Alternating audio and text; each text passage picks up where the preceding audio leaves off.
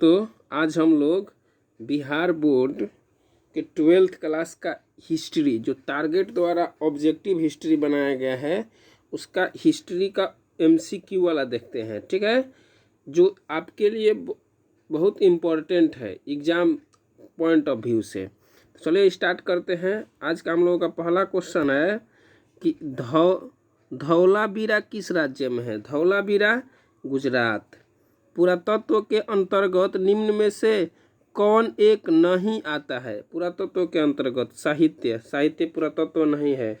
ठीक है, सिक्के पुरातत्व है, भग्नावशेष है पुरातत्व, और अभिलेख है पुरातत्व। ठीक है, साहित्य नहीं है। देखिए ध्यान दीजिए, नहीं वाला क्वेश्चन पर ध्यान दीजिएगा, नहीं तो ये आपके क्वेश्चन को गलत कर देगा। ठीक है, अगला क्वेश्चन है कि मोहनजोदड़ो का शाब्दिक मतलब यानी शाब्दिक अर्थ या मोहनजोदड़ो का मतलब क्या होता है। तो मृतकों का टीला।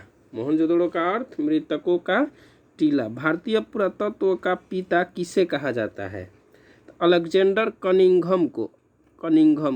अलेक्जेंडर कनिंघम को। ठीक है, सिंधु सभ्यता को किस श्रेणी के अंतर्गत रखा गया है। सिंधु सभ्यता को तो आद्य ऐतिहासिक काल।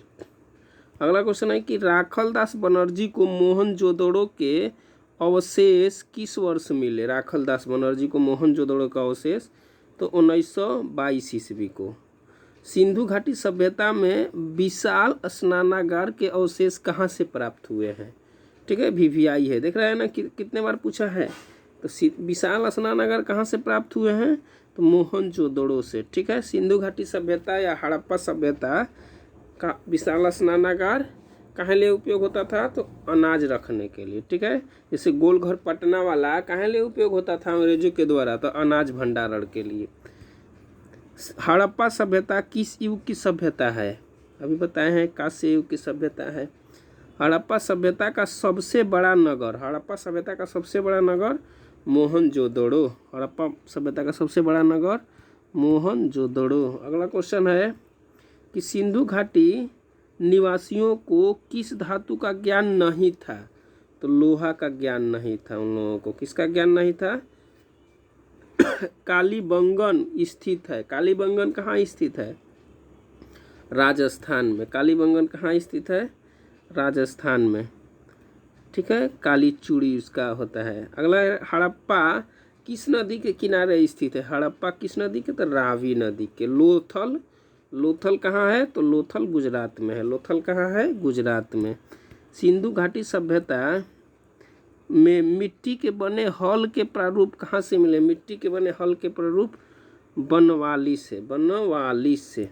ठीक है, अगला क्वेश्चन है हम लोगों के सामने 15 नंबर क्वेश्चन है चैप्टर 1 का कि हड़प्पा सभ्यता का नगर था। हड़प्पा सभ्यता का नगर था कैसा, तो 2 स्तरीय। कैसा था भाई, 2 स्तरीय था। कैसा था, 2 स्तरीय। अगला क्वेश्चन है कि भारतीय उपमहाद्वीप की पहली सभ्यता का विकास हुआ किन दो नदियों के बीच में, तो सिंधु के मैदान में। इसलिए उसको सिंधु घाटी की सभ्यता भी बोला जाता है। ठीक है, हड़प्पा की बस्तियों की खुदाई की तो एसी दोनों, यानी क्या होगा, सर जॉन मार्शल और मार्टिमर व्हीलर। सिंधु घाटी सभ्यता की जुड़वा राजधानी कहाँ थी सिंधु घाटी सभ्यता की, बताइए। जुड़वा राजधानी बताइए, तो हड़प्पा और मोहनजोदड़ो। ठीक है, हड़प्पा का उत्खनन किया था। हड़प्पा का किसने उत्खनन किया था, दयाराम साहनी। हड़प्पा सभ्यता की संभवतः सबसे, अगला क्वेश्चन है कि 20 नंबर, हड़प्पा सभ्यता की संभवतः सबसे प्रसिद्ध कलाकृति नृत्य की मुद्रा में नग्न स्त्री की एक कांस्य मूर्ति प्राप्त हुई है। नग्न स्त्री की कहाँ से प्राप्त हुई, तो मोहनजोदड़ो से नृत्य करती हुई। ठीक है, नृत्यांगना भी देता है यही क्वेश्चन। नृत्यांगना का मूर्ति कहाँ से प्राप्त हुआ है, तो मोहनजोदड़ो से।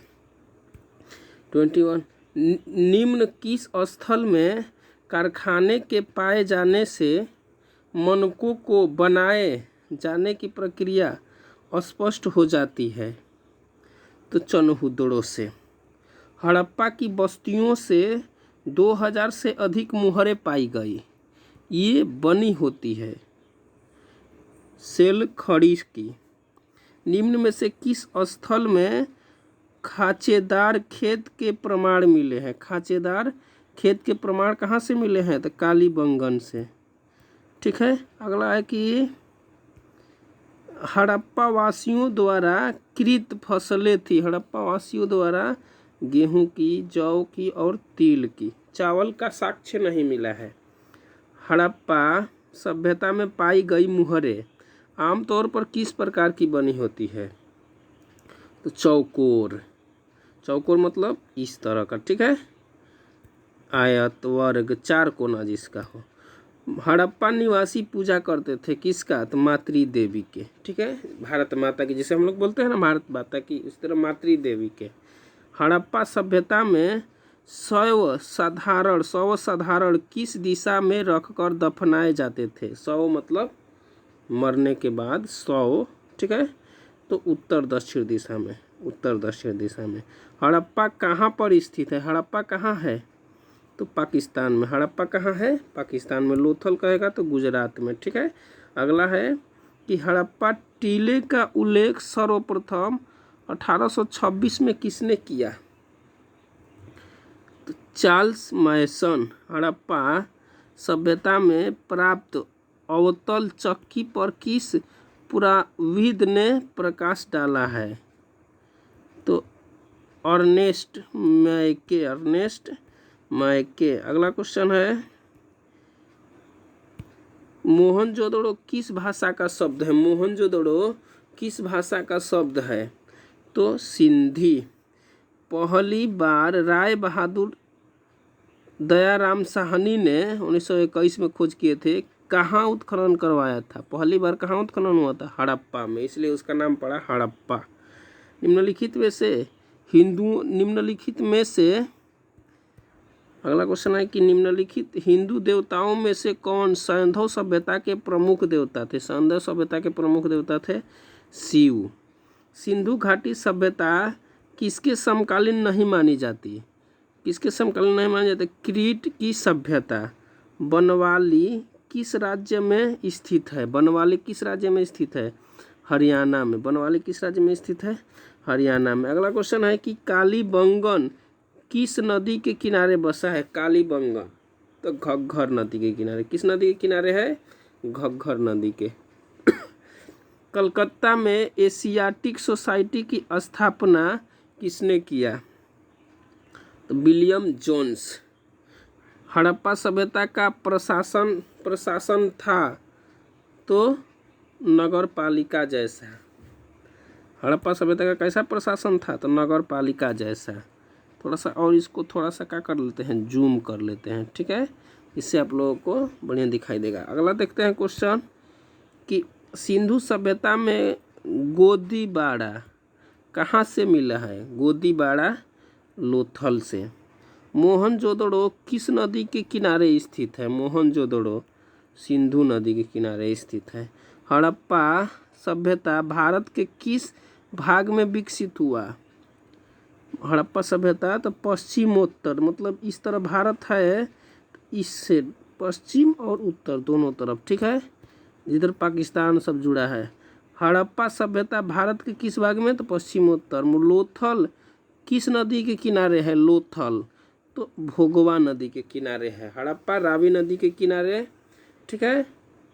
लोथल भोगवा नदी के किनारे। सिंधु सभ्यता में मुहर बनता है। सिंधु सभ्यता में मुहर किस चीज़ का बनता है? बताइए। सिंधु सभ्यता में मुहर किस चीज़ का बनता है? तो अभी बताए ना, सेलखड़ी से अभी ऊपर बताए हैं। अगला अब चैप्टर 2 यहाँ से स्टार्ट होता है। ठीक है। चलिए देखते हैं चैप्टर 2। बोल रहा है कि अंगुत्तर निकाय के अनुसार महाजनपदों की संख्या कितनी है? 16। अंगुत्तर निकाय में भारत में 16 महाजनपद बताया गया है। ठीक है। जिसमें से एक मगध है जो सबसे शक्तिशाली धनी जो भी कहिए। मगध साम्राज्य की स्थापना किसने किया?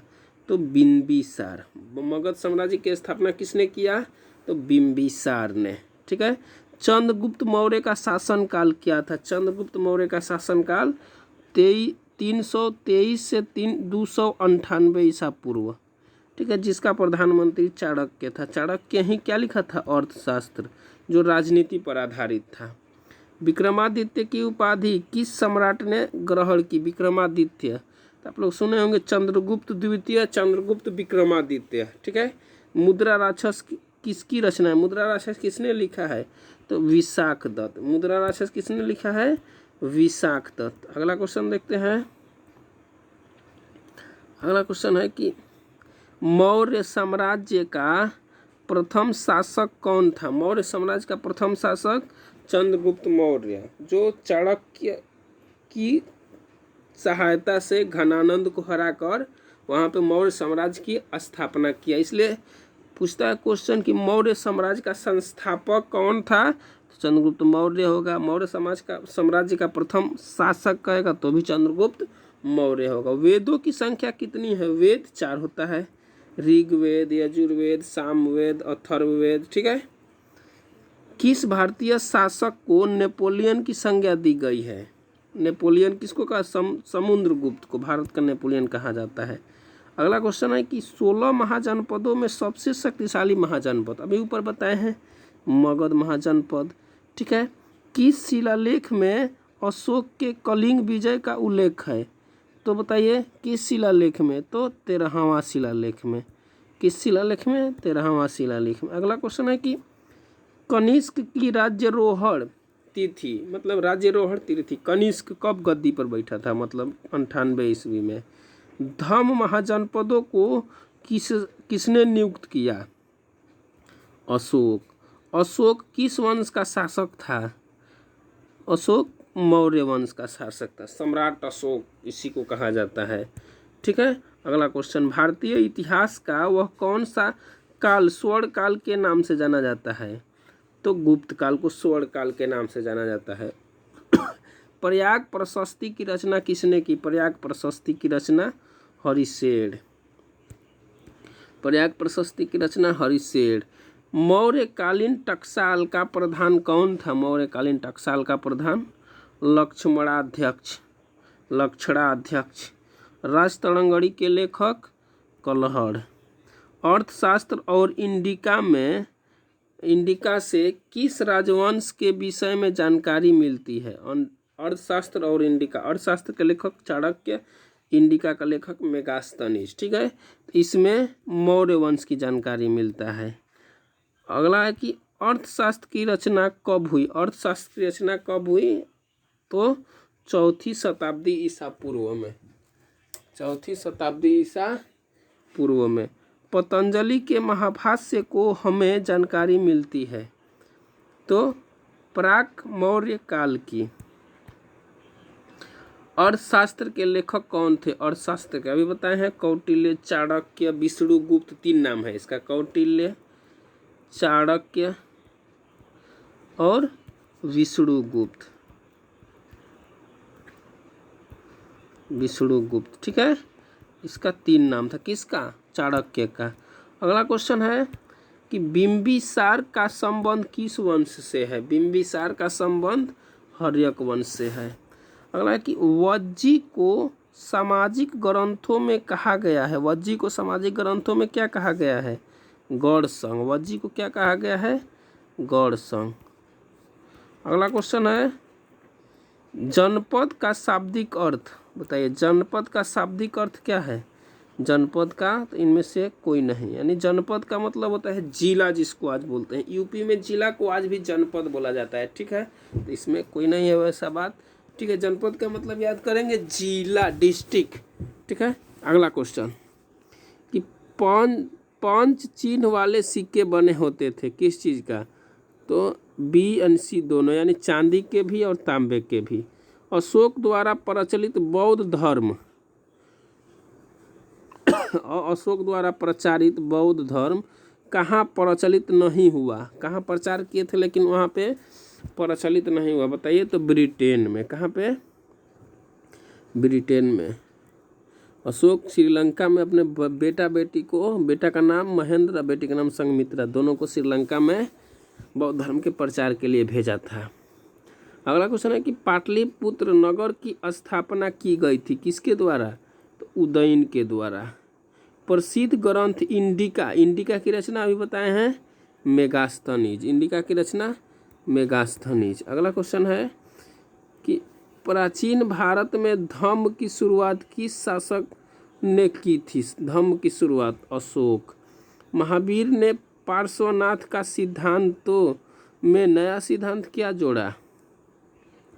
तो ब्रह्मचर्य, ब्रह्मचर्य, ब्रह्मचर्य। अगला क्वेश्चन है कि कलिंग का युद्ध कब हुआ? कलिंग का युद्ध कब हुआ? 261 ईसा पूर्व में। कलिंग युद्ध के बाद ही अशोक ने बौद्ध धर्म अपनाया और युद्ध न करने का प्रण लिया।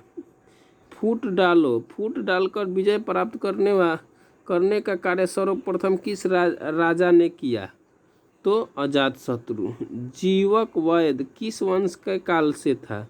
जीवक हर्यक वंश के, ठीक है, चिकित्सक था जीवक। अगला क्वेश्चन है कि अपने स्वयं के खर्चों से सुदर्शन झील की मरम्मत किसने कराई? सुदर्शन झील की मरम्मत रुद्रदामन, रुद्रदमन। पाटलिपुत्र नगर की स्थापना उदयन ने किस नदी के संगम पर किया?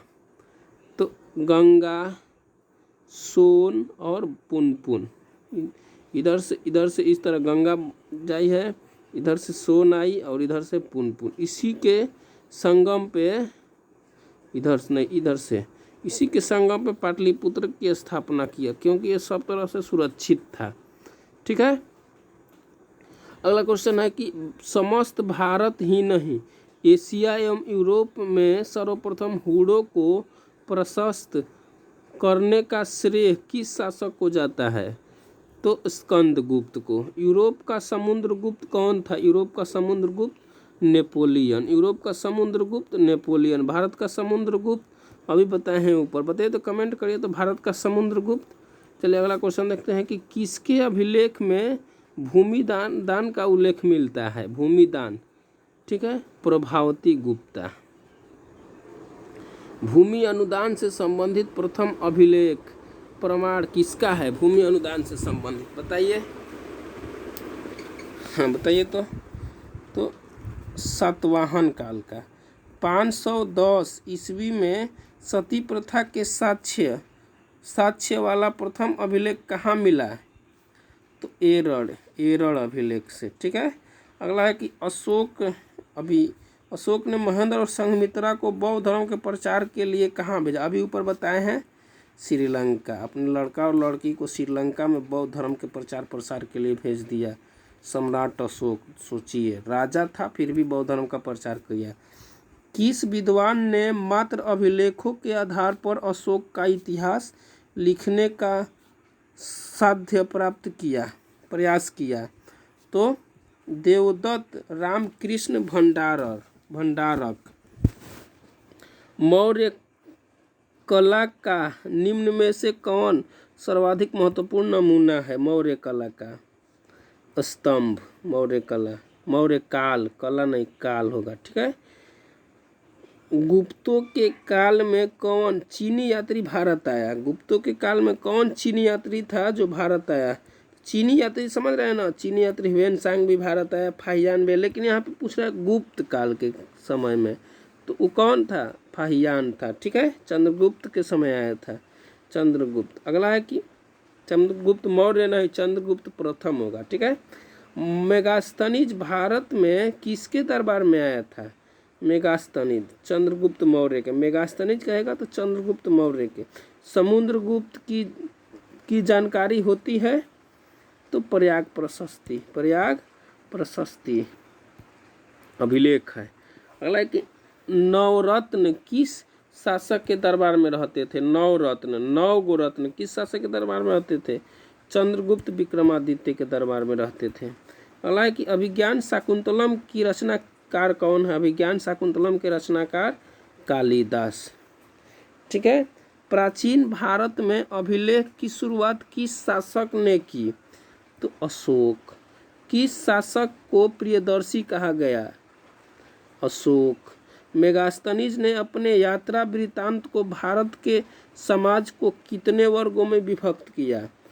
मेगास्थनीज जब भारत आया था तो वो अपने यात्रा को एक किताब में लिख दिया और उस किताब में बताया कि भारत कितने भागों में बटा है, तो उसके अनुसार 7 भाग। ठीक है। एलोरा में कैलाश मंदिर किस राजवंश ने निर्मित कराया? राष्ट्रकूट। पुराणों की संख्या कितनी है? पुराण 18। पुराण कहेगा तो 18, वेद कहेगा तो 4, उपवेद कहेगा तो 4। ठीक है। अगला क्वेश्चन कि तक्षशिला विश्वविद्यालय कहाँ है? तक्षशिला विश्वविद्यालय अभी पाकिस्तान में है। नालंदा कहेगा तो भारत में है। ठीक है। बिहार में है। नालंदा जिला में है। नालंदा विश्वविद्यालय को किसने बनाया? तो चंद्रगुप्त प्रथम। किसने बर्बाद कर दिया? तो बख्तियार खिलजी। ठीक है। धम्म की शुरुआत किसने किया? धम्म की शुरुआत अशोक। धम्म की शुरुआत बुद्धम शरणम सब सुना है ना। धम्म की शुरुआत अशोक। आश्रम व्यवस्था में कितने प्रकार के आश्रमों का उल्लेख है? 4 प्रकार के। अश्वमेध यज्ञ का आयोजन क्यों कराया जाता है? तो शाही संप्रभुता के लिए। जैसे मान लो यहाँ का राजा है, अश्वमेध कराया तो उसका अश्व यहाँ से इस तरह जाकर इस तरह जाके घूम के आ गई यहाँ पे, तो इतना उस भूभाग उसका हो गया। मतलब इसको अगर कोई रास्ते में नहीं रोका, उसका घोड़ा अश्व मतलब घोड़ा इतना आ गया घूम के, तो इस राजा के अंडर में इतना हो गया। इसी को बोला जाता है अश्वमेध यज्ञ। अगला है कि कुरुक्षेत्र का युद्ध किसने जीता? तो पांडवों ने। कुरुक्षेत्र का युद्ध किसने जीता? पांडवों ने। गंगापुत्र किसे कहा जाता है? भीष्म को। गंगापुत्र भीष्म को। अगला क्वेश्चन है गंगापुत्र भीष्म को हो गया। महाभारत का युद्ध कितने दिन तक चला? 18 दिन तक। महाभारत की रचना किसने की? किस भाषा में? ठीक, भाषा कहेगा तो संस्कृत। किसने की? तो वेद व्यास। वेद व्यास। महाभारत की रचना किसने की? तो वेद व्यास। अगला क्वेश्चन है कि महाभारत किसने लिखा? देखिए आ गया, महर्षि वेद व्यास। जाति का लक्षण नहीं है। जाति का लक्षण क्या नहीं है? नहीं है, ध्यान दीजिएगा, नहीं है, उल्टा बताना है तो साम्य नहीं है। क्या क्या है? अंतर्विवाह, श्रम विभाजन और अनुवांशिकता। अंतर्विवाह। ठीक है। जाति होता है ना। भवन शब्द का प्रयोग अपने मूल शब्द में भारतीय यूनानियों के लिए किया जाता था, किंतु प्रथम सदी ईस्वी के आसपास इस शब्द का प्रयोग बिना किसी भेदभाव के किया जाने लगा विदेशियों के द्वारा। किस काल में वर्ण व्यवस्था वंशानुगत जाति में परिवर्तित हो गई? जाति में वर्ण व्यवस्था जाति में बदल गई तो उत्तर वैदिक काल में। गोत्र किसका सूचक था? गोत्र तो प्रत्येक उपजाति का सामान्य पूर्वज। निम्न में से दक्कन में रहने वाले किस कबीलाई जातियों का वर्णन प्रारंभिक संस्कृत साहित्य विशेषकर महाकाव्यों एवं पुराणों में हुआ है? तो सभी। आंध्र, पुलिंद, सवर, सभी का उल्लेख है किसमें? संस्कृत साहित्य में। अगला क्वेश्चन है कि वर्णालंकार की संकल्पना सबसे पहली बार मिलती है कहाँ पे? किस में? तो स्मृतियों में। महाभारत का समालोचनात्मक संस्करण कितने वर्षों में तैयार हुआ? महाभारत का समालोचनात्मक संस्करण कितने वर्षों में तैयार हुआ? तो 37 वर्षों में। गोत्र के अंदर विवाह करना कौन सा विवाह है? गोत्र के अंदर तो अंतर विवाह। गोत्र के अंदर जाति के अंदर, समझ रहे हैं ना, तो अंतर विवाह। क्या ब्रह्मांडों का सार्वभौमिक प्रभाव था? तो हाँ। ठीक है। सातवाहन राजाओं और रानियों की आकृतियां प्राप्त कहाँ उत्तीर्ण है? गुफा और दीवारों पर द्रोण अद्वितीय तीरंदाज किसको बनाना चाहते थे? अर्जुन को। गुरु द्रोणाचार्य किसको धनुर्धर कहते थे या किसको बनाना चाहते थे? अर्जुन को। ठीक है, द्रोणाचार्य किसके गुरु थे? पांडव और कौरवों के। ठीक है, मनुस्मृति में कितने प्रकार के विवाह का उल्लेख किया गया है? तो 8 प्रकार के विवाह का। महाभारत में गंगा पुत्र के नाम से अभी बताए हैं भीष्म, ऊपर आया था। ठीक है, अगला क्वेश्चन, महाभारत के आदि पर्व के किस अध्याय में भीष्म द्वारा 8 प्रकार के विवाहों का वर्णन किया गया है? तो 102वें। 8 प्रकार के विवाह बताइए किसमें बताया गया है? तो महाभारत में। ठीक है, अगला क्वेश्चन देखते हैं।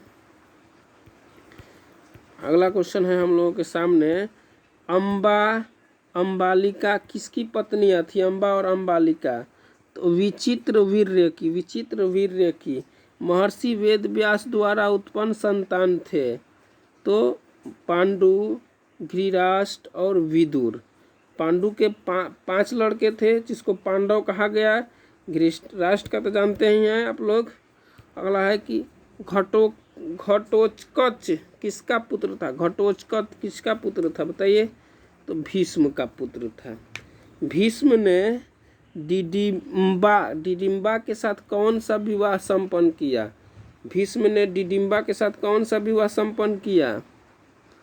तो गंधर्व विवाह। द्रौपदी किसकी पत्नी थी? इनमें से सभी अर्जुन, भीम, नकुल, सहदेव 5 लोगों की पत्नी थी पांडवों की। ठीक है, अगला है कि कर्मण्येवाधिकारस्ते मा फले सुखदामन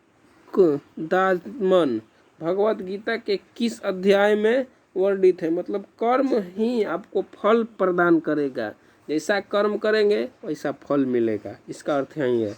तो द्वितीय किस अध्याय में है? तो द्वितीय अध्याय में। श्रीमद् भगवत गीता के महत्व पर किसने विचार व्यक्त किया है? तो महात्मा गांधी भी, विवेकानंद भी और बाल गंगाधर तिलक भी, इनमें से सभी। अगला क्वेश्चन है कि ब्राह्मण वंशीय सातवाहन नरेश वशिष्ठ पुत्र सतकर्णी ने विवाह संबंध किस वंश के साथ जोड़ा? तो शक। महाभारत के किस पर्व में वर्ण व्यवस्था का उल्लेख मिलता है? शांति पर्व में। ऋग्वेद के पुरुष सूक्त में सर्वप्रथम किस वर्ण का उल्लेख मिलता है? तो शूद्र। अगला है कि पंडाल अस्पृश्य माने जाते हैं। चंडाल अस्पृश्य माने जाते थे। जब भी वे नगर में आते थे तो उन्हें लकड़ी की आवाज करके आना पड़ता था ताकि लोग उन्हें देखने के दोष से बच सके। यह कथन किसका है बताइए? तो यह कथन है फाहियान का। दुर्योधन की माँ कौन थी? तो गांधारी। दुर्योधन की माँ गांधारी। अर्जुन, भीम, नकुल, सहदेव, युधिष्ठिर, उनकी माँ कुंती थी। पांडवों की माँ कुंती और गांधारी किसकी माँ थी? दुर्योधन की माँ थी। ठीक है, महाभारत देखे होंगे तो आप लोग जानते होंगे। अगला क्वेश्चन है कि निम्न में से किस प्रसिद्ध संत ने गीता की भांति भक्ति टीका मराठी में लिखा? तो उसका नाम था मानेश्वर।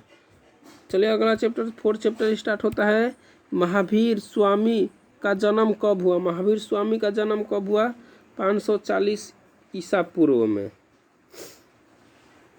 गौतम बुद्ध का जन्म कब हुआ बताइए? तो 563 ईसा पूर्व में। गौतम बुद्ध का जन्म कब हुआ? 563 ईसा पूर्व में। गौतम बुद्ध की मृत्यु कब हुआ? तो 483 ईसा पूर्व में। गौतम बुद्ध का मृत्यु कब हुआ? 483 ईसा पूर्व में। प्रथम बौद्ध संगीति कहाँ हुई? तो राजगृह में। देखिए इसका ट्रिक आप लोगों को बता देते हैं, बौद्ध संगति वाला ट्रिक है। राजा बाबू प्यार किया, ठीक है। कौन संगति? राजा से राजगृह, ठीक है। राजगृह में याद करेंगे। बाबू से वैशाली, प्यार से पाटलिपुत्र, ठीक है। किया से कुंडलवन, ठीक है। तो प्रथम बौद्ध संगति पूछेगा तो राजगृह में, दूसरा बौद्ध संगति पूछेगा तो वैशाली में, तीसरा बौद्ध संगति पूछेगा तो पाटलिपुत्र में, चौथा बौद्ध संगति पूछेगा तो कुंडलवन में। तो ट्रिक कैसे याद करेंगे? राजा बाबू प्यार किया, राजा कौन था उसके लिए याद करेंगे। राजा कौन था? बौद्ध संगति जब हुआ तो उस समय राजा कौन था उसके लिए थोड़ा सा ट्रिक देख लेते हैं। अ का अ क, अकाक, अ से बताइए अशोक, का से कालाशोक, नहीं अ से, देखिए भूल रहे हैं, इसको थोड़ा आगे बता रहे हैं। देखिए आगे चलते हैं, ठीक है। आगे है कि अभी बता देंगे, थोड़ा दिमाग में नहीं आ रहा है। चलिए, सांची का स्तूप किस धर्म से संबंधित है? सांची का स्तूप बौद्ध धर्म से संबंधित है। चौथी बौद्ध परिषद किस शासक के काल में हुई थी? चौथी बौद्ध परिषद कनिष्क के। देखिए अकायक, देखिए आ गया, याद आ गया। अकायक, अ का किस शासक के सम पूछेगा? अ से अजात शत्रु, पहला किसके शासन काल में हुआ था?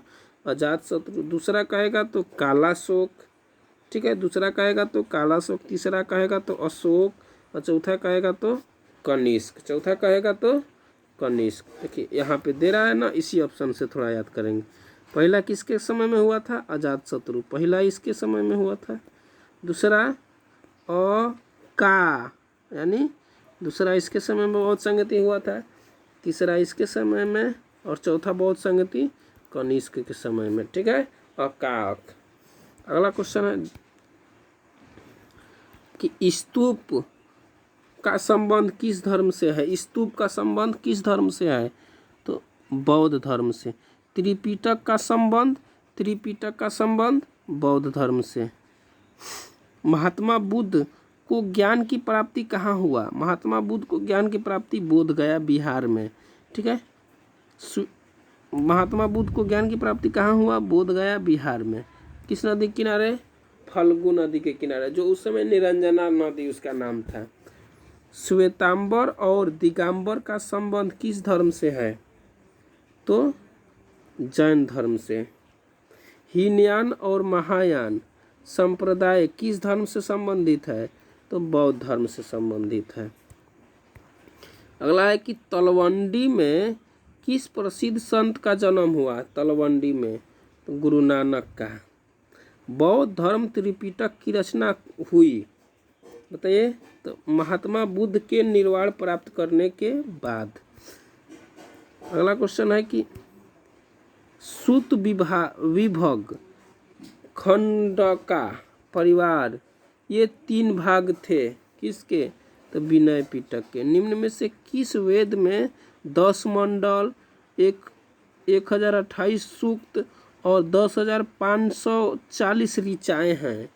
तो ऋग्वेद में, ऋग्वेद में, ठीक है। अगला क्वेश्चन है कि महावीर ने पार्श्वनाथ के सिद्धांतों में नया सिद्धांत क्या जोड़ा? अभी ऊपर आया था, ब्रह्मचर्य को। अगला क्वेश्चन है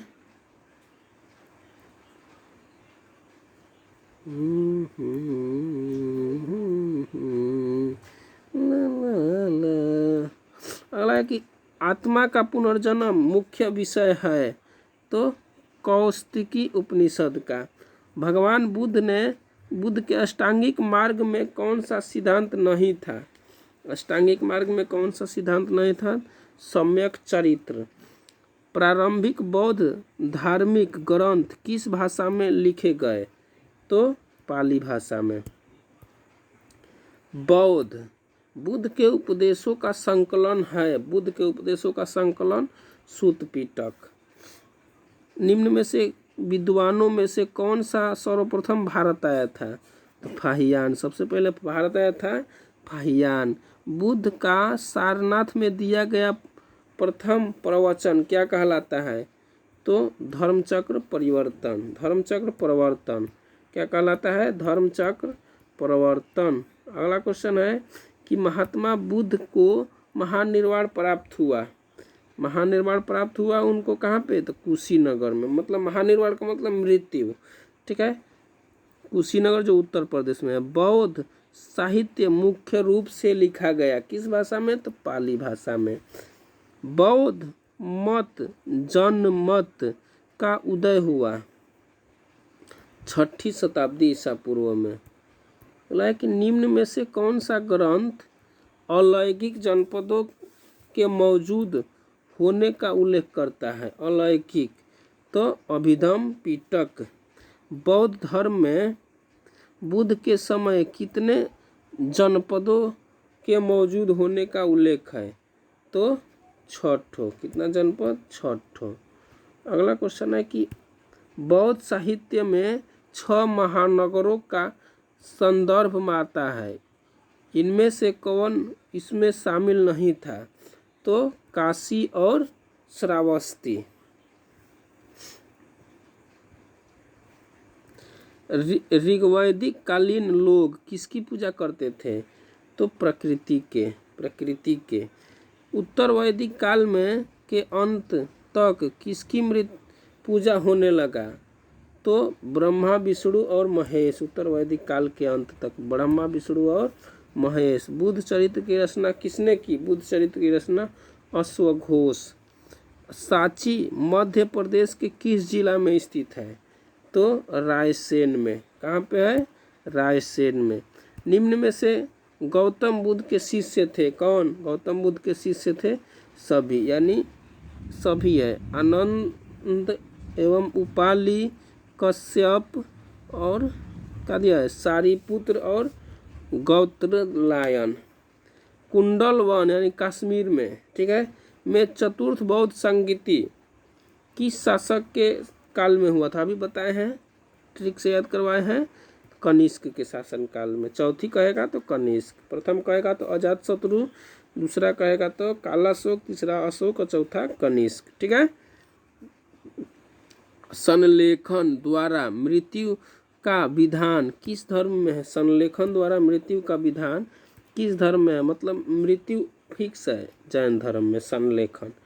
अगला है कि नाथ मुनि का संबंध, नाथ मुनि का संबंध वैष्णव धर्म से, नाथ मुनि का संबंध वैष्णव धर्म से। कालिदास, भवभूति, सुबंधु एवं बाणभट्ट आदि किस धर्म के अनुयायी थे? तो शैव धर्म के। अपमार, सुंदर मूर्ति एवं नंदन का संबंध किस धर्म से है? तो शैव मत से। देखिए आप लोग थोड़ा सा नहीं दिखाई देगा तो कोई बात नहीं, हम पढ़ के बता दे रहे हैं। ठीक है। अगला भवभूति के मालती माधव में किस संप्रदाय का उल्लेख है? तो कपालिक।